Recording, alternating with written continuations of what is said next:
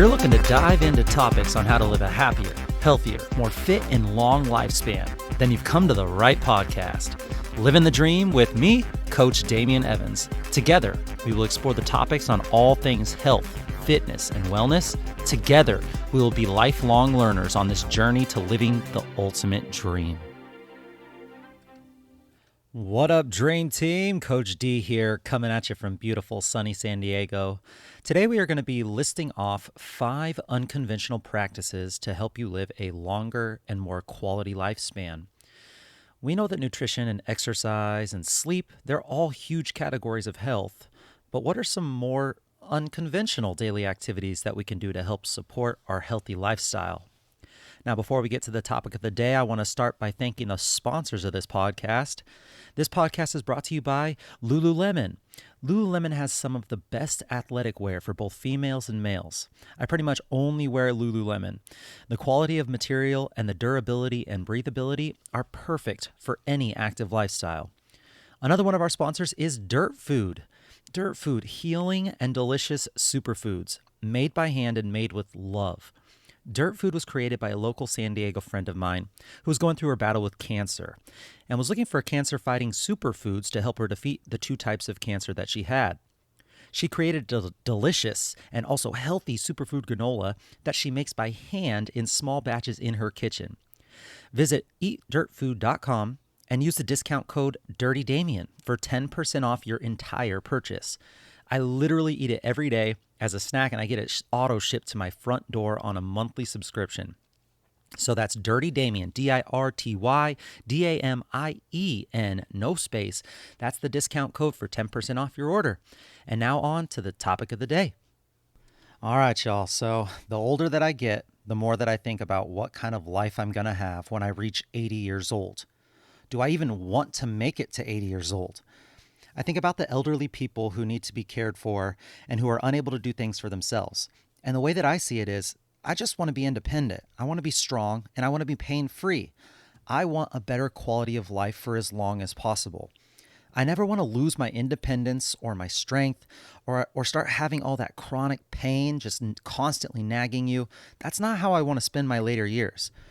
There's a new term that I've heard. It was a little while back, and rather than saying I want to live a longer lifespan, it's called living a longer health span. So the idea is that you're living a healthier life for longer, not just living out your years and then having to be cared for at the end. So this is super important, right? We want to be able to be healthy enough to care for ourselves when we get into our later years. Well, I've been doing some research on some things that I currently do right now that really help me feel better on a day-to-day basis, and I just want to share some of the information that I found out. So we're going to list off 5 unconventional things that can be easily implemented into your daily lifestyles that will help you live a longer, better quality health span. So let's start this thing off. And number 1 on the list is earthing or grounding. What's earthing or grounding, right? Sounds kind of funky. Well, it's very rare in today's advanced society that we are in direct contact with the earth. Just a couple generations ago, most of the people doing their day-to-day grind walked and slept with direct contact with the earth. But now we wear shoes or footwear that have rubber soles, disconnecting us from the ground.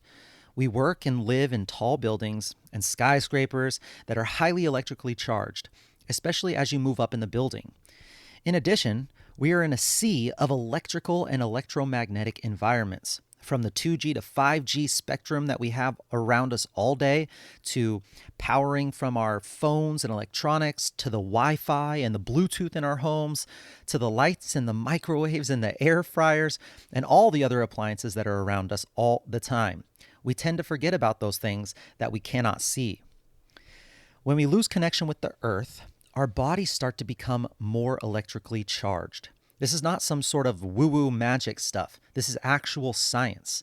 It's been shown that if you live or work in a building, you become more electrically charged as you go up the floors of the building and the longer that you spend up there.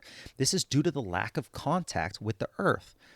Studies show that the buildup in voltage can get up to anywhere from 3 to 10 volts in the human body. However, as soon as you contact yourself with the ground, this number immediately falls down to 0.007 volts, which is because the voltage of the Earth's surface is actually negatively charged. So the surface of the Earth is negatively charged. It has brimming with electrons. Now, according to the charge neutrality principle, the electric charge from the entire Earth is actually zero. And us making skin to earth contact is what we call earthing or grounding, taking all that electrical charge buildup with our modern day lifestyles and then grounding that charge out. Grounding is one of the latest health and wellness trends, but what does it really do? There are over 21 peer-reviewed scientific studies that show when you connect to the earth, your body begins to reverse inflammation. I know this sounds like some hippie stuff, but it's backed up by scientific studies. The Earth's surface has a slightly negative charge, and when it connects with the Earth, it actually calms the body, lowers the viscosity of the blood, and allows our bodies to start to heal and reduce inflammation. It even has been found to increase libido in some, and it has been shown to improve better sleep, which we already know how important sleep is, and it's not just the quantity, but it's the amount of quality sleep that we get in the REM and the deep sleep. And grounding improves our sleep quality. So if you're an electrician, or even if you just know about electrical wiring, you know that for anything that you do to wire up, that electricity needs to have some sort of grounding wire. So here's a fun fact. If you look at any outlet in your house, in the United States at least, you will see two skinny lines at the top and a hole at the bottom for each outlet plug. Well, the hole at the bottom is actually the grounding hole. They have to have this because if there's a short in the wire somewhere, the ground will safely take that electrical current down to the ground and disperse the energy. That way you don't get shocked from any rogue electrical flowing current, potentially causing you major harm. For thousands of years, we have evolved to be close to the Earth's magnetic surface. But over the past, let's say, 100 years or so, we've gotten a little disconnected, right? From the things we put on our feet to the places that we live and to the stresses that we put on our body, over time, our bodies accumulate this positive charge. We've all seen this. When you're running around your house and you have carpet and you're in your socks and you go to touch the doorknob and zap, you get shocked. Well, your body is running on bioelectrical energy and it's too positively charged. And when you touch the right thing, it gives you that electrical shock. You can even be given a large enough shock of energy that can stop all of our electrical processes that come from the muscles like the heart and kill us. We as human beings are meant to be in contact with the Earth's surface, and we are electrical beings. Check this out. What do you think happened when doctors plugged premature babies into the Earth? Well, when premature babies are taken away from their mothers and put into an incubator, you can only imagine the type and the amount of huge stress that they're experiencing. They're in this sympathetic state for far too long, and they get this thing called colics. This is defined as a predictable period of significant distress in an otherwise well-fed, healthy baby. The infants can even be stressed to a point of hyperventilation at times. That's like so sad to think about, a little baby in an incubator hyperventilating. Well, once doctors put a patch on the babies that ground them to the earth, in less than minutes, the babies start to normalize their vagal tone, which calms the autonomic nervous system. And then this parasympathetic nervous system starts to take over and it quiets everything down for them, which makes the infant's stress melt away. That just makes me feel good. That just makes my heart feel good.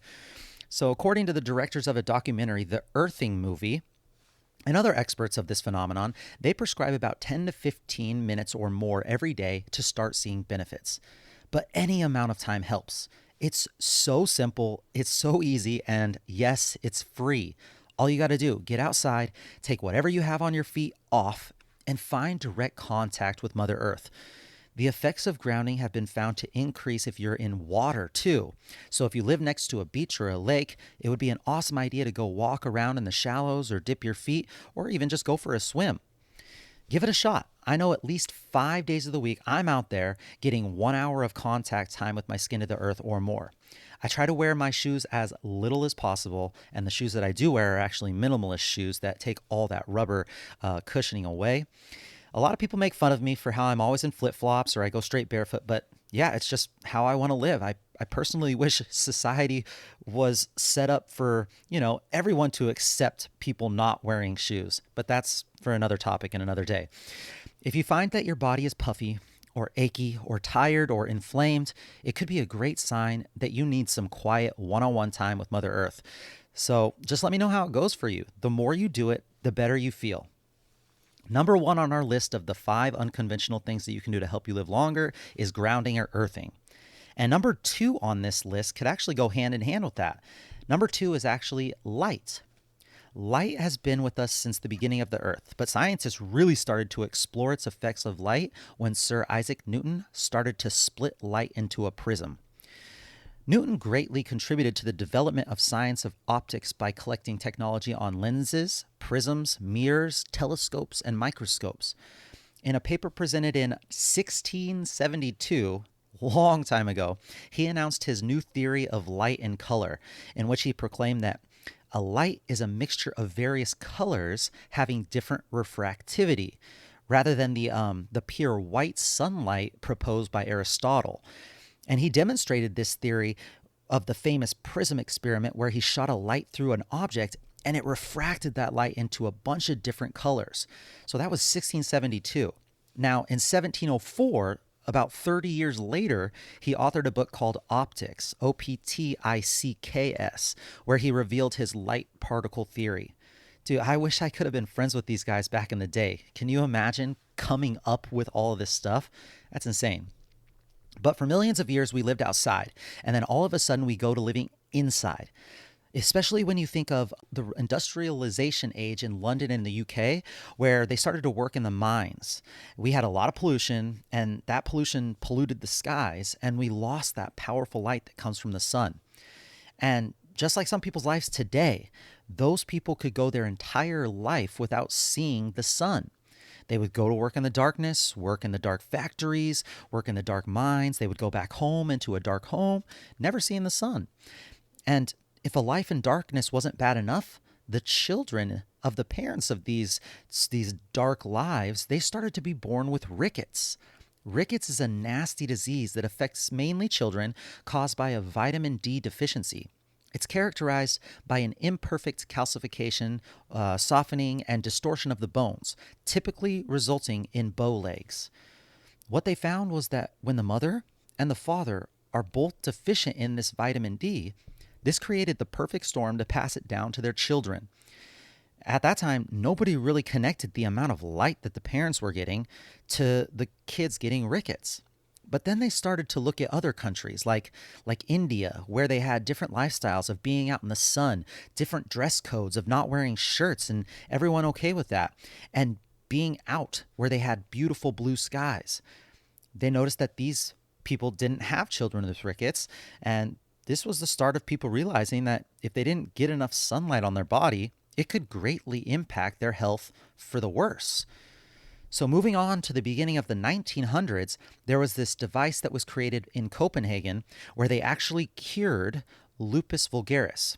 So lupus vulgaris is also known as tuberculosis luposa. This is a disease where the infected person gets painful skin lesions with nodule appearances, most often on the face, around the nose, eyelids, lips, cheeks, ears, and neck. Ugh. I'll do you a favor right now and say don't Google photos of lupus vulgaris. I feel so terrible for people who have this disease. It's actually the most common Mycobacterium tuberculosis skin infection too. Now, this device that was created was able to cure this nasty looking skin disease by capturing daylight in a mirror tunnel. That guided the light to the disease part of the skin. That's crazy. Took light through a mirror tunnel and directed it directly onto the skin and was able to cure this disease. They also found that if you put a lamp with a certain light frequency and intensity, and again used a mirror, that you could also use electric light instead of sunlight to cure the skin. And this was the beginning of light therapy, which has only until very recently gotten really popular. It's amazing. This invention was so groundbreaking that it actually won the Nobel Prize in 1903. Thank you so much, Mr. Niels Ryberg Finsen from Copenhagen. Another incredible story about sunlight involves famous fashion designer Coco Chanel. She was on the way to a fashion fair in Paris, and she was on a sailboat. And the story goes that she has fallen asleep on the deck of that sailboat. Now, back in her time, all the wealthy and rich people were very fair and light skinned, while all the poor people who had to work out in the sun, hard labor, they were all very tan. Well, when Coco woke up on the boat, she had quite the tan from her fair skin being out in the sun for too long.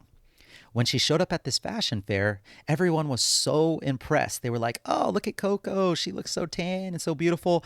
And because she was such a huge fashion icon, many people say that this is where that shift happened from people wanting to be fair skinned to people wanting to be darker skinned. Oh, how we love to follow those icons.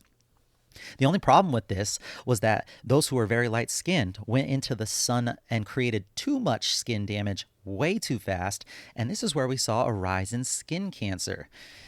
When will we learn that trying to do something too fast, too quickly, it's not the best route to go? The rich people started to go on vacations and get all that beautiful sun, and then the poor people started to work inside, and the shift in desired skin color started to take place.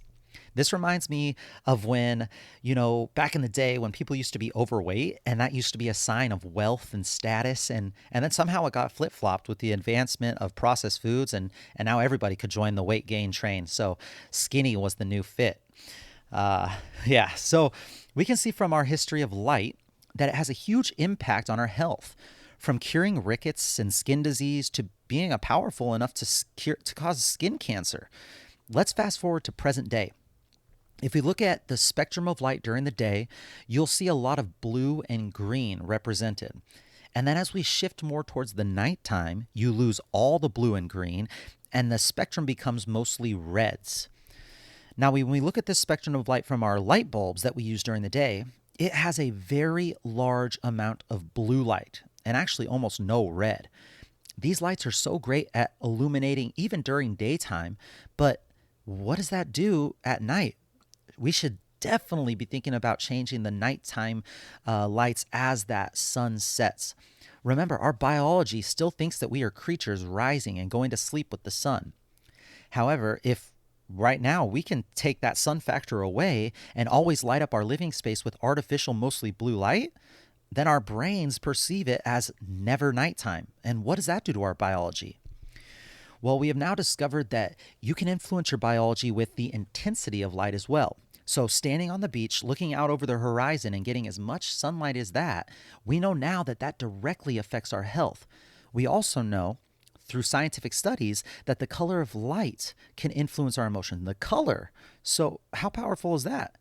Right now, the trend of using red light and infrared light is super popular, whether it be for skin health or body composition goals or relaxation, to a myriad of other things.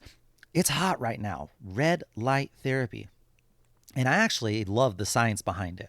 However, just like with anything in health, we always seem to take a little bit of scientific research supporting just something little, and then we take it to the extremes and we put it on this pedestal and say that this is the end-all, be-all, best thing in health ever. I mean, you can go on Amazon right now, and if you search red light skin therapy, they have masks, they have light bulbs, they have little wands and panels, you name it. Most of these are cheap gimmicks and have no effect on your health at all, except maybe the placebo effect. We always know that there's that placebo effect. So here's the science behind red light. So we know that when you exercise, we help to create a more robust network of mitochondria. These are the powerhouses of the cell, right? But when we are just now discovering that red light and infrared light are great ways to take care and strengthen those mitochondria. Newton's law of conservation of energy says that energy cannot be created or destroyed. It can only change its form. Well, plants transform sunlight into energy through photosynthesis. And it turns out that human cells are very similar in this regard. When our cells absorb light energy, it sparks a chemical reaction in the mitochondria deep in the cell to create more ATP. You guys know ATP. This is our reusable form of energy. So in the same way that plants can use sunlight and solar panels can take solar energy and turn it into electrical energy, well, we can take red light energy and turn generate more ATP. So what makes red and infrared light so special? Well, if you look at the full spectrum of light from the sun, you start with the blue, and then you move to the green and the yellow, and then slowly to red, and then the darker colors. Blue light has been found to only penetrate the first layer, or maybe one or two layers of skin, whereas the frequency and intensity of red, and especially infrared, that lighting can penetrate through all the layers of the skin, through muscle, and even into bone. Let me say that again. Blue light, one or two layers of skin. Red and especially infrared can penetrate all the layers of the skin, all the muscle, and even into bone. You don't believe me? Okay, well, if you're not driving, take out your phone right now and turn the flashlight on. If you put your finger or your thumb over the flashlight, what color do you see? You only see red light passing through. Your thumb or your finger turns red. That's crazy, right? Well, this is super important because the deeper the light can get, the more it can strengthen our mitochondria's ability to generate more ATP. And for us, that's to use as energy. Now, ATP is not only used to move the body. ATP is used as energy for every single biological process. From repairing or healing damaged soft connective tissue or bone, to communicating with macrophages that clear out damaged or defective cells, to even helping NK cells, natural killer cells, kill viruses and pathogens that enter our body. One of the most amazing things that they have found is with autoimmune diseases. You know how terrible these can be. And when you have better signaling with your cells and ATP, then they tell your body to calm down with attacking the good guys and stop behaving irrationally, and then signals an anti-inflammatory response. This is all done with the systematic effect of photobiomodulation. Photobiomodulation. This is just a very fancy word for light therapy. This is incredible, right? Other benefits of light therapy are the cells in our body will start to repair themselves, or if a damaged cell is unable to repair itself, it will tell that cell to self-destruct if it's too damaged after the time of exposure. So that's pretty cool. It'll either tell that cell to strengthen itself or to go away. It also assists in hair growth of people who are bald. It helps with dark skin spots, also wrinkles, and they believe cellulite. Although when I hear cellulite, I usually tend to be a little skeptical. So we'll see a little bit about that when they do more scientific studies. But we now have proof of its effects on skincare, as well as diabetes, Alzheimer's, sports and exercise performance, sleep, traumatic brain injury, recovery, wound healing, and literally the list keeps going. It's crazy. It sounds like magic. I know. But the science is there. Light does seem to have this incredible power. You just have to be careful. There are a lot of people out there taking advantage and selling you cheap knockoffs that don't work. You have to have the right wavelength and the right intensity of light to be able to penetrate deep enough into the cells in order for it to have any effect on the mitochondria. So if you're going to purchase any red light equipment, don't go cheap. Make the investment and definitely do the research on if this is the real deal, if it has the right wavelength and it has the right light intensity. I can't recommend enough. What I actually use is a Joovv light. Joovv is spelled Joovv. I purchased one for myself and I use it every single day. I love it, but they're definitely not cheap, I have to say. I had to actually save up for a really long time to be able to get one. And like I said, I use it every day. Its effects are cumulative. So just like exercise and meditation, the more you do it, the more that its benefits compound. However, if you don't go out and purchase an expensive red light equipment, you can always see the benefits simply by going outside and getting some sunlight. Just make sure you don't go overboard too fast like Coco did. A little bit of sunlight increased over time is the way to go. Just like exercise, you wouldn't just jump in on your first day of working out and do an Ironman race, would you? So be careful and work your way into getting out in the sun. Go for 5 minutes now, and then the next day go for 10, and then the next day work your way up a little bit longer. You just don't want to overstress your skin. If you get that feeling like, I wonder, it feels like I'm kind of starting to burn, well, then you're probably where you need to be, and you should definitely stay in the shade for the rest of the day. If you do burn, then you've gone too far. All you've done is now you've created this negative skin damage that it's going to peel, and now you have not created an adaptative response that the skin can strengthen from. You have to start all the way over. So go slow, be smart about it, and work your way up to getting more time in the sun. Number 2 on our list of 5 unconventional things you can do to help you live longer is for sure get some light. All right, moving on to number 3. Number 3 on our list is heat. Let's think about our daily lives right now. Our body is an adaptation machine. I'm going to say it 1,000 times. And it's designed to keep us at this homeostasis, this set point. So when we get really hot, processes in the body kick up to cool us down. And then vice versa, right? When we get cold, our body works hard to heat us back up. Now, fast forward to present day and think about your current lifestyle. We live in a time where we can control the temperature every single place we go. We have AC and we have heaters in your house, your cars, your place of work. We have clothes that you can put on when it's cold and take off when you're hot. But do you ever stop to think about what does that do for our resiliency? What does that do for the systems in the body that are responsible for adjusting to temperature change? Does the old saying of if you don't use it, you lose it apply here?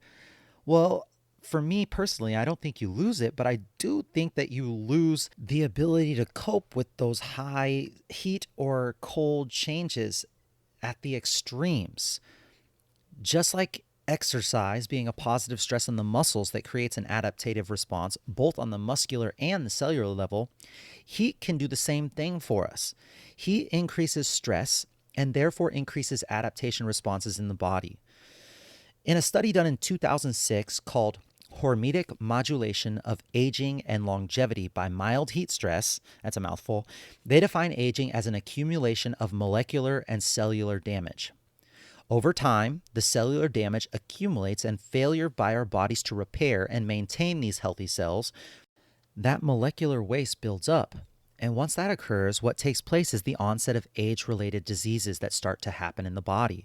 So the accumulation of molecular and cellular damage builds, and that's how we start to get these aging-related diseases. That's crazy. So scientists right now are trying to figure out a way to repair these maintenance pathways, allowing us to better clear out all that damage buildup in our cells and our bodies, therefore, hopefully helping us live longer. And they believe that repetitive mild heat stress or heat shock that comes from sauna use or hydrotherapy or other forms of heat therapy, this form of treatment has anti-aging hormetic effects on growth and other cellular and biomechanical characteristics of human skin fibroblasts. So what are fibroblasts? Fibroblasts help to rebuild and repair cells in the body. So essentially, fibroblasts love heat, and heat helps them do their job better. So the more that they can do their job better, the more that they can clear all that molecular waste out and hopefully help us live longer and at least avoid those aging diseases that come with that molecular buildup. Now, this was all discovered in vitro, which means in a test tube, a culture disc, or somewhere not in the body. So it's not 100%, right? They're hoping that the same effects happen on fibroblasts inside our body, but that still remains to be seen. When our bodies absorb heat, blood flow is increased. The warming of our blood causes the blood vessels to dilate and get bigger. Blood pressure is then reduced, and this can be within as short as 15 to 20 minutes of heat therapy use. So reduced blood pressure in 15 to 20 minutes, that kind of sounds like some sort of over-the-counter drug commercial slogan or something, but you don't hear people talking about that when it comes to sauna use. Now, hydrotherapy is my favorite way to get heat when it comes to any type of heat therapy. I love spending time in a hot tub after a workout. And there are other people who just really love the sauna, and each one has their benefits, right? You can use a dry or wet sauna, or you can even stack your benefits by finding a true infrared sauna, and now you're getting the heat and the infrared lighting. If you ever have the ability after a workout, try this. Spend 15 to 20 minutes in a sauna, in a hot tub, or even in a bath, and focus on deep breathing and then some static stretching of the muscles that you worked out. Do this consistently for a couple of weeks, at least 2 to 4 times per week, and see if you notice any benefits. It has really helped me out. And I mean, there's so many things that it does that's not just the heat therapy. It's that time to just kind of decompress after taking your body into a huge sympathetic state from a workout and then dropping it down quickly, telling your body it's time to repair. I think it has a whole lot of benefits. Try it out. The only time I don't recommend heat is when you have an acute injury. Remember, an acute injury is usually the result of a specific impact or trauma that it occurs in one specific area in the body, such as a muscle joint or bone. With acute injuries, heat usually tends to create more damage because your body is already in full force bringing inflammation to the area, and heating has been shown to aggravate these acute injuries. So I would stay away from heat therapy for about 3 to 5 days after these types of injuries occur. There's a general rule that says if the injury is hot and swollen, don't heat it. And if the injury is stiff and not very mobile, don't use cold therapy. So kind of just don't use same with same there. Heat has also been shown to help with sleep. Sleep is one of our greatest weapons to help support our health, right? A hot shower or a hot sauna use right before bedtime has been shown to do wonders for our deep sleep. The way that this works is that as you go to sleep, your core temperature slowly drops. So if you can help this biological function by heating up the body 30 to 60 minutes before you slip into bed, then the body's cooling adaptation responses then kick in and allow you to drop in that temperature faster, creating a more beneficial sleeping body temperature more quickly. If you'd like to learn more about this in depth, check out the book Sleep Smarter by Sean Stevenson. He has a whole chapter on temperature. So next on the list of 5 unconventional things you can do to help you live longer is the opposite of heat. Number 4 is cold. So we just learned about how important it is to create a repetitive bout of heat-related stress for our bodies, and the same is true for cold. The person that I like to follow for this topic is the Iceman himself, Mr. Wim Hoff, Mr. W-I-M, Wim Hoff, H-O-F-F. He's known as the Iceman because he's tackled almost every cold-related challenge that this world has to offer. He believes that with cold, the breath, and the mind, you can essentially make yourself immune to any kind of sickness out there. Now, he may be a little on the crazy side, but this guy is legit. He holds 26 cold-related world records. He's climbed to Mount Everest in just his shorts. He's gone diving in frozen lakes and held his breath underwater for insane amounts of time. Check this out. He's even injected himself with a virus to show that his immune system and the use of cold could fight it off. And the crazy dude did it. He has proven that his outlandish acts are actual science-backed and not just crazy stunts. And he has tons of free content on his platforms. I highly recommend checking him out. He teaches you for free a lot of the times. Any of us can do it, he says. Now, one of the huge benefits of cold exposure is a process that happens in the body called Hunter's reflex. Hunter's reflex is an alternating vasoconstriction and vasodilation in the extremities exposed to the cold. So remember, vasoconstriction is the tightening of blood vessels, making them smaller, which increases blood pressure. And then dilate is the opposite, the expansion of blood vessels, decreasing blood pressure. Now, when the vasoconstriction response occurs, the body shuts off the blood flow to the limbs to conserve warmth for the body's core. This takes all the blood from the extremities and gives your vital organs this form of what some experts call a vascular massage. It also boosts brown adipose tissue in the body. This is also known as bat fat. Brown adipose tissue. Remember, adipose tissue is the body fat that we hold. Brown adipose tissue is bat fat, B-A-T. Now, regular adipose tissue is a pretty huge enemy in our society this day and age of obesity and morbid obesity. But brown adipose tissue is actually something that you want more of.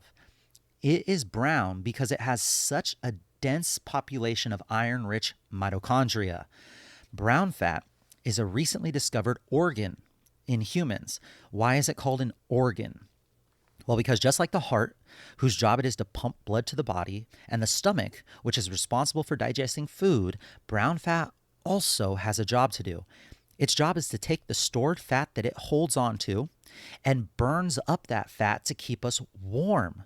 So brown fat is different than other fats because obviously, yes, the color, it's darker because of the mitochondria, but it also stores fat only temporarily with the goal of taking that fat and burning it up at a moment's notice just to keep us warm whenever we need it. Now, the other fat in the body is white fat, and its job is to store this fat and slowly leak it out and release it over time when a person hasn't eaten. This white fat releases its contents to be used as energy, but what is the problem here? Well, we rarely need to use these fat stores nowadays, and therefore they accumulate and are not called upon to release its contents due to our ease and access to calorie-rich processed foods. And this is where we start that path to obesity. So brown fat, good. Bad fat, white adipose tissue, not so good for what we need for most of us nowadays. Now, one of the more interesting occurrences in the body's response to cold shock therapy is it has been shown to have a robust impact on the increase in norepinephrine. Now, low levels of norepinephrine have been associated with depression. And once norepinephrine levels increase in the depressed individuals, the symptoms of depression are proven to be made better. So if you have low norepinephrine, you start to get those symptoms of depression. And then as soon as those levels of norepinephrine are increased, those symptoms go away. In fact, if you take an antidepressant right now, prescribed from your doctor, it is more than likely just a norepinephrine reuptake inhibitor. And what that means is that pill is just increasing your norepinephrine. It's not a depression pill. It's not trying to cure your depression. What it's trying to do is it's trying to increase your norepinephrine, meaning that we know that norepinephrine is great for helping with the symptoms of depression. So what cold shock therapy experts are discovering is that with the help of cold shock therapy, they can increase this norepinephrine in people with severe depression without using pharmaceuticals that come with all the side effects. That's so legit to me. Doing something more naturally rather than putting something in our body that could have those side effects. And my favorite thing about cold therapy is that its proven ability to strengthen the immune functions of the body. Many of us live highly inflamed lives. Inflammation is one of the largest problems in our society as it is involved in both obesity and heart disease. And this brings me to how I personally use cold therapy right now. Many people use cryotherapy and many people use ice baths. And I found these to be very interesting modalities. And I love the feeling of coming out of a cryotherapy session and you just feel energized and you feel like your body is just tingling and all sorts of you feel like something happened there. And I've definitely done my fair share of ice baths, more than I can count in my many years of playing college basketball. But cryotherapy can be a little pricey, right? And you have to drive somewhere. You have to take that extra little step to do it. And ice baths are very tough to set up on a frequent basis. Think about it. You have to fill your bathtub with ice, or you have to have a cooler or something that you can jump in. It's not very practical for most of us. What I actually prefer to do are good old-fashioned cold shower treatments. Now, yes, cold showers cannot get anywhere close to as cold as those other modalities. But to be honest, most of us haven't done this kind of cold treatment on a consistent basis to where we really need to be jumping into those really low temperature modalities. And the cold showers have been found to have great benefits on the topics that we just went over without breaking the bank and with as minimal setup as you can find. It's the easiest thing that you can do. And until you get the cash flow to have a cryotherapy tank in your house, this could be a great way to work your way towards it. So if you shower in the morning, try to take the last 30 seconds of the shower and make it as cold as it can possibly go.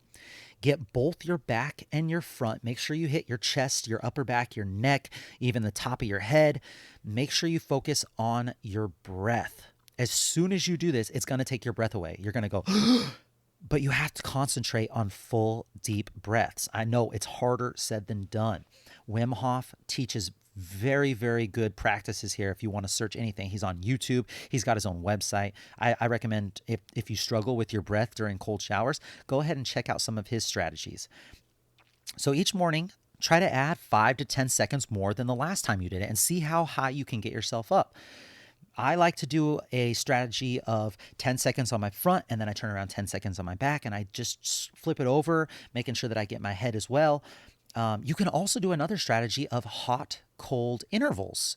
So 30 seconds warm and then 30 seconds cold. Do that for 5 to 10 rounds, and you're going to see a jolt of energy that even caffeine can't offer. It's going to be uncomfortable, but the clarity that it brings is better than any brain boosting supplement. And my favorite benefit of the cold shower is there's just something to be said for training your willpower and doing something that every inch of you and every inch of your being says that this is going to be uncomfortable, and just doing it anyway. Once you have mastered the cold shower, then you can start to graduate to some of the more colder variations of therapy. Give it a shot. Let me know how it goes for you. I would love to hear the feedback. So number 3 and 4 on our list of 5 unconventional things we can do to help us live longer are hot and cold. And this brings us to our 5th and final item on our list. And number 5 is drink more good water. Okay, I know drinking water isn't all that unconventional. We pretty much all know that that's important. But I feel like it is still largely overlooked, even though the science and the word is out about how important it really is. I still get people telling me that they struggle to get their water intake down, and I still get people telling me that they don't like the taste of water. What does that even mean? Water doesn't have a taste, you guys. What are you talking about? So even if this isn't as unconventional as earthing or light therapy is, I still think it's an important thing to put on this list.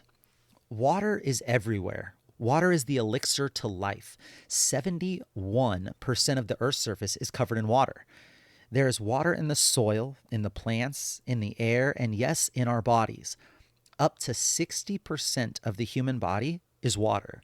And fun fact here, human babies are made up of an even higher percentage. Babies are up to 75% water, 3/4, but they drop all the way down to 65 by their first birthday. The water in our bodies do many jobs, from taking care of the brain and the spinal cord, to regulating temperature, to cushioning your joints in your body. Water is in the blood and in our vital organs. 2 of your most important organs, arguably, your heart and your brain, are made up of 75% water. Your lungs have up to 83% water. And even the bones that are hard as rock and seemingly dry, bones can be made up of 31% water.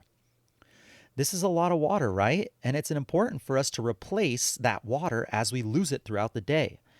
The average person loses up to 3 liters a day through sweat, urine, bowel movements, and of course, the air that you breathe. Remember, we explored this when we talked about how we lose body fat in episode 1 of this podcast. So the air that we breathe definitely has water in it.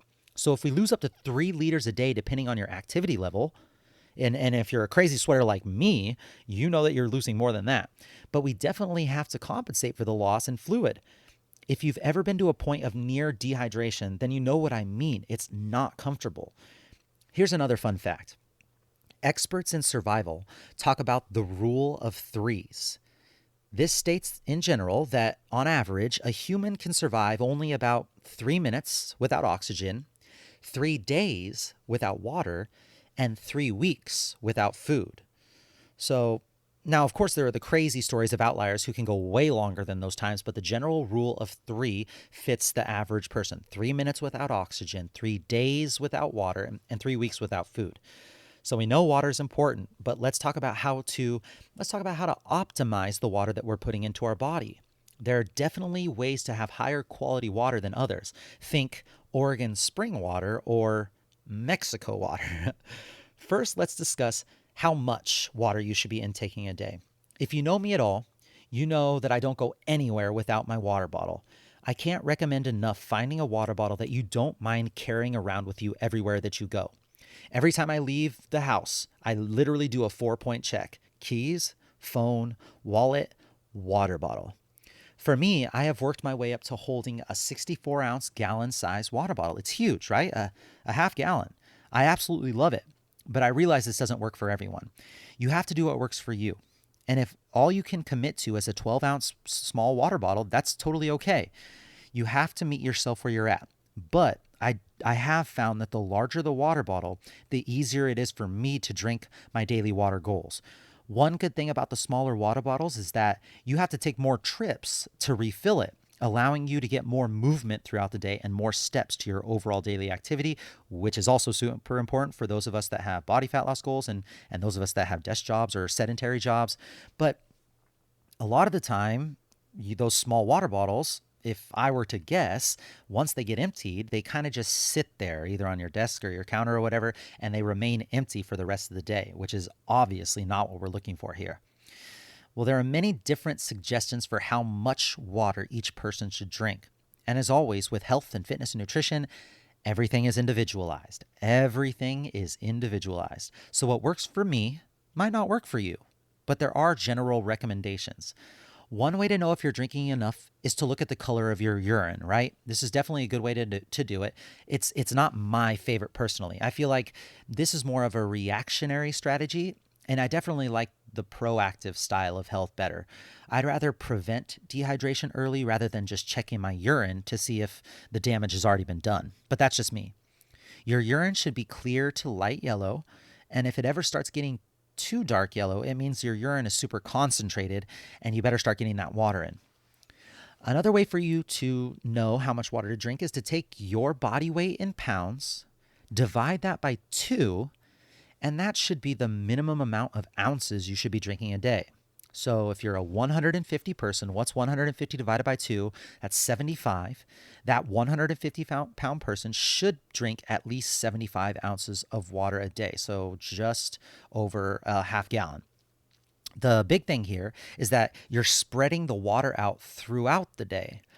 If you haven't drank water all day and then you try to catch up at night by chugging 75 ounces before you go to bed to get your daily intake number, well, you won't be sleeping much because you'll be getting up every hour to pee. That water is it's not going to have a chance to get into your system. It's going to go straight through you if you chug it.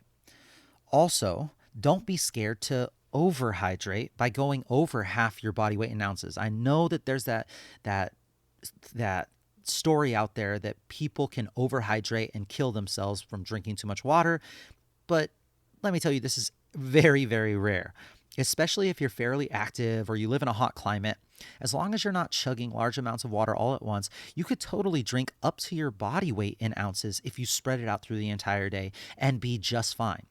I myself drink around 200 to 250 ounces of water a day. That's like a 1.5 to 2 gallons, which I know is definitely on the high side for most people. And yes, I do pee quite frequently, but I just love what water adds to my health. I used to get headaches all the time. I used to be sluggish. I used to run out of gas at the end of the day. And I swear by water, I think that it has really added a lot of benefits to my life. So get that water in.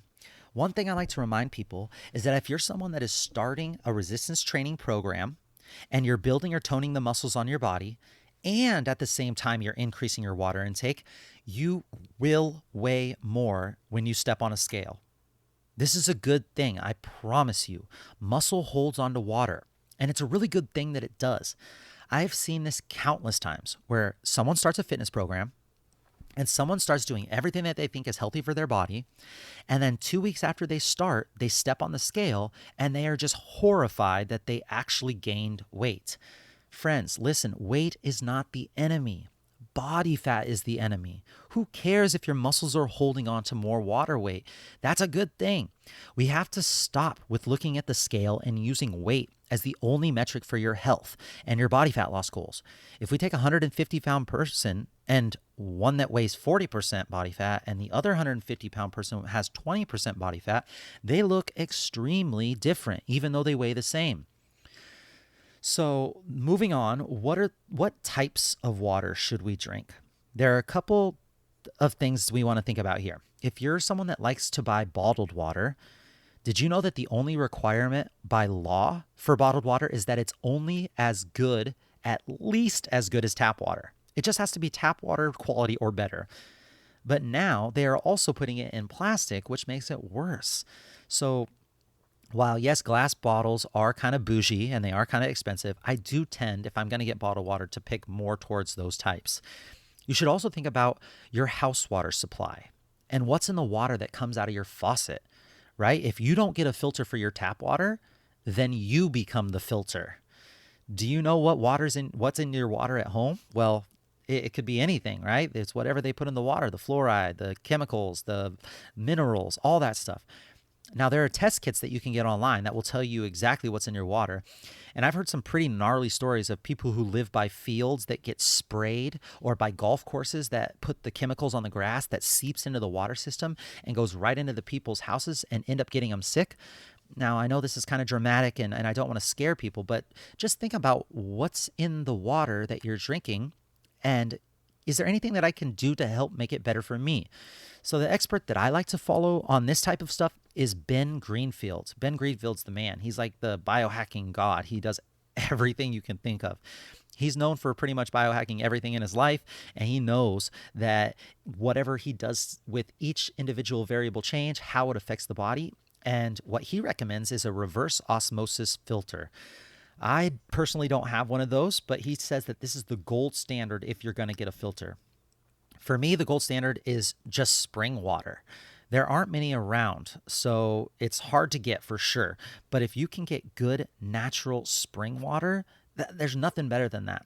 I actually drive a little bit north, about 30 to 45 minutes north of where I live, up to a really cool small town north of me called Carlsbad, California.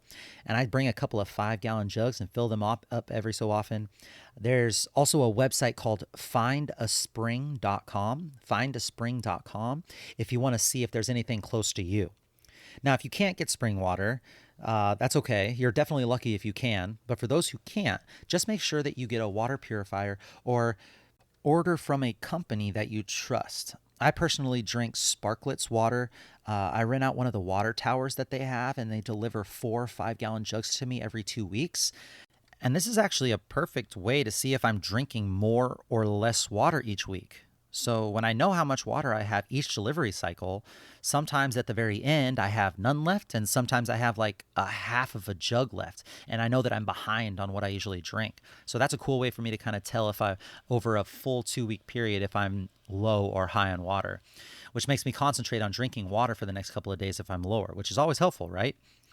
A lot of people ask me about alkaline water, but there's still not a lot of research to show any evidence that it is more or less beneficial than regular water. So on a pH scale, right, you have basic and you have acidic. It goes from 0 to 14. 0 would be acidic, like lemons and fruits, and then 14 would be like higher, basic, avocados, potatoes, stuff like that. Water is right in the middle at 7. And then alkaline water is just a tad higher towards the basic side at 8.5 or 9. Of all the research that I've done, and I can't really find anything that shows it's more healthy than regular water. So if anyone out there has more information on that, please send me a message, and I'll follow up later on another podcast. So in closing, I feel like more now than ever, we're always looking for that next biohack that can help us be healthier and happier and more fit. We want that easy fix and all these little things that we can throw into our lifestyle. And while I do believe that the 5 unconventional things that we just listed, they definitely have helped me improve my life immensely, I do believe that they're smaller rocks compared to the giant boulders and pillars of health that are movement, nutrition, sleep, stress management, and breath work. So if you're struggling with a goal that you can't figure out why you can't hit, first work on the big boulders, because these smaller rocks will not create much change in your life if you only focus on the smaller rocks. You got to do the big boulders first. Or better yet, stack a small rock with a big boulder, right? You could get the most bang for your buck that way. For example, movement and light therapy. Movement, walking outside in the sun. This is a great stack and can have huge benefits on your health. Or maybe you go with a nutritious picnic at a park or on the beach, and that's earthing and nutrition. Or maybe it's breath work and meditation in a sauna. Now you have stress management and heat therapy. Boom, stacking it. I can't recommend enough stacking your day with two things at the same time. I essentially plan out my entire day, making sure that I can get the most bang for my buck when it comes to, my time. I even have a big bag of tiny little plastic flossers, tooth flossers, in the center console of my car, and I floss my teeth on my drive to work. So not only am I listening to a podcast and learning, but I'm performing dental hygiene that I usually struggle to do at home, and it's all on the way to work. I have to do that anyway. So when my dentist asks if I floss, I'm actually the guy that can truthfully answer, yeah, I floss 1 to 2 times a day. Anyways, let's get outside and move our body.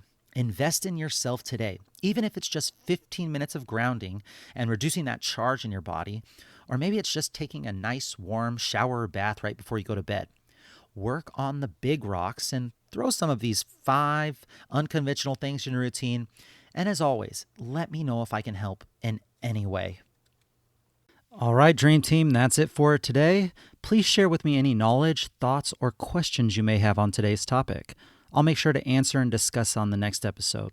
You can ask your questions in the comments section or message me on any of the social media platforms.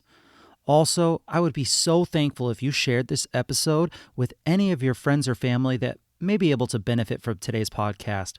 I would love it if you could do me a solid and screenshot this podcast and share it on your social media platforms and just write one takeaway, one aha moment that you got from this episode. This will help me know what's really valuable to you, and so I can keep the good information coming. And it also lets your network know if this podcast is worth a listen to them. Thank you so much for listening and learning here with us on the Livin the Dream Podcast. We are so grateful for you being a part of this lifelong learning journey. If you have any topics you'd like to discuss, please let us know in the comments or by messaging me on Instagram at CoachDamien_SD. Be kind to someone today, smile at someone today, and leave every person you come into contact with better than before. Until next time, friends, keep living the dream.